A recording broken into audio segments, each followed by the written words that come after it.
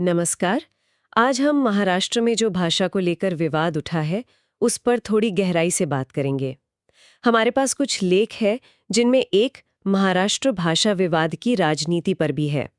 देखते हैं ये पूरा मामला है क्या। जी। हमारा मकसद है इसको समझना कि भाई ये शुरू कैसे हुआ, इसमें राजनीति क्या है और महाराष्ट्र पर इसका क्या असर पड़ा है। खोलते हैं इसे परत दर परत। बिल्कुल। और ये मामला है भी काफी संवेदनशील क्योंकि इसकी जड़ें राज्य के इतिहास और पहचान से जुड़ी हैं। और हम यहाँ सिर्फ जो जानकारी उपलब्ध है, जो स्रोत हैं, उन्हीं के आधार पर बात कर रहे हैं। किसी का पक्ष नहीं ले रहे हैं, बस विश्लेषण कर रहे हैं। हाँ, ये जरूरी है स्पष्ट करना।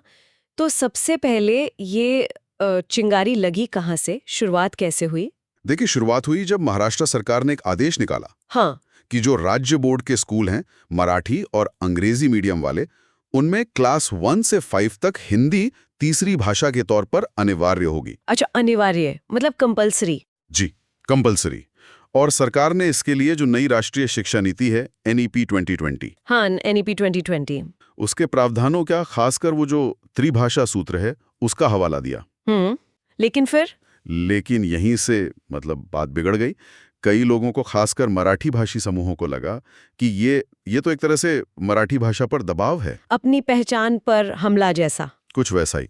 और बस फिर विरोध शुरू हो गया। और विरोध सिर्फ बातों तक नहीं रहा होगा। नहीं, बिल्कुल नहीं। शिक्षक सामने आए, कई राजनीतिक दल, सिविल सोसाइटी समूह, सबने इसका कड़ा विरोध किया। मैंने सुना महाराष्ट्र नवनिर्माण सेना, MNS। हाँ, MNS और शिवसेना UBT, मतलब उद्धव ठाकरे गुट वाली शिवसेना, ये दोनों पार्टियां तो बहुत मुखर थीं। प्रदर्शन वगैरह भी हुए? जोरदार प्रदर्शन हुए।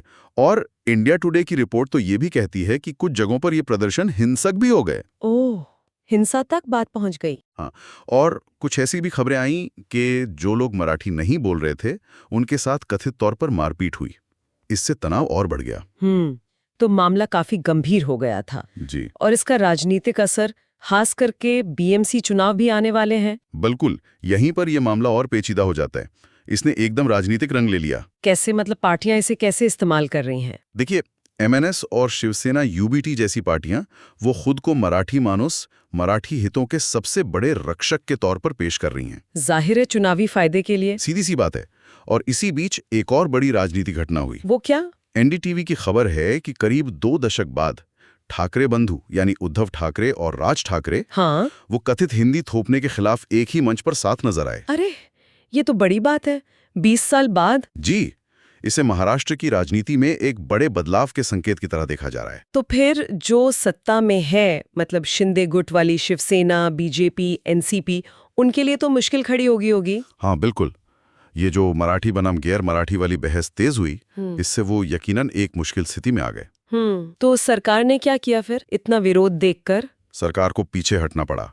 जनता का गुस्सा और इतना विरोध देखकर वो जो प्राथमिक स्कूलों में हिंदी अनिवार्य करने का फैसला था, हाँ, वो वापस ले लिया गया। अच्छा, फैसला वापस हो गया। जी, ये दिखाता है कि जमीनी स्तर पर भाषा का मुद्दा कितना संवेदनशील है। अपनी ही नीति जो NEP पर आधारित थी, उसे वापस लेना पड़ा। और क्या सरकार ने मराठी को लेकर कुछ और भी किया, विरोध शांत करने के लिए? हाँ, कुछ और कदम भी उठाए गए, जैसे सरकारी दफ्तरों में मराठी का इस्तेमाल अनिवार्य कर दिया। अच्छा। और 3 अक्टूबर को शास्त्रीय मराठी भाषा दिवस घोषित किया। और अक्टूबर 2024 में मराठी को शास्त्रीय भाषा का दर्जा भी मिल गया। तो ये सब होने के बाद अब क्या स्थिति है? क्या मामला ठंडा पड़ गया है? देखिए, फैसला वापस होने से तात्कालिक गुस्सा शायद कम हुआ हो, लेकिन बहस अभी भी जारी है। किस तरह की बहस? बहस अब इस पर है कि भाई संतुलन कैसे बने। एक तरफ मराठी संस्कृति और पहचान का संरक्षण है, दूसरी तरफ राज्य में जो भाषाई विविधता है उसे भी तो देखना है। हाँ, ये तो है। और एक डर ये भी है कि कहीं इस मुद्दे का राजनीतिक फायदा उठाने की कोशिश ना हो। और द वायर के लेख में एक और चिंता का जिक्र था शायद। जी, एक अहम चिंता कि अगर सिर्फ मराठी पर ही बहुत ज्यादा जोर दिया गया तो इसके व्यवहारिक नतीजे क्या होंगे। खासकर जो आदिवासी समुदाय हैं, उन पर क्या असर पड़ेगा। उन्हें तो पहले ही सरकारी कामकाज में न्याय पाने में भाषा की दिक्कतें आती हैं। हाँ, ये बहुत जरूरी सवाल है। तो कुल मिलाकर देखें तो महाराष्ट्र का ये भाषा विवाद हमें यही दिखाता है कि भाषाई पहचान कितनी नाजुक चीज है। बिल्कुल। और ये भी कि ये कैसे किसी राज्य की पूरी राजनीति को हिला सकती है, उसके समीकरण बदल सकती है। ये सिर्फ एक नीति का सवाल नहीं रहा, ये भावनाओं से, पहचान से जुड़ गया। हाँ, और यहीं पर एक बड़ा सवाल खड़ा होता है, जिस पर श्रोता को भी सोचना चाहिए क्या सवाल? कि कोई भी राज्य अपनी मुख्य भाषा, अपनी सांस्कृतिक पहचान को बढ़ावा देने की कोशिश तो करेगा ही, लेकिन वो ऐसा करते हुए अपने राज्य में रहने वाले जो दूसरे भाषाई अल्पसंख्यक हैं, उनके अधिकारों और उनकी ज़रूरतों के बीच संतुलन कैसे बना सकता है। खासकर तब जब राजनीति भी इसमें शामिल हो और दांव इतने ऊंचे हों। ये एक मुश्किल संतुलन है ना।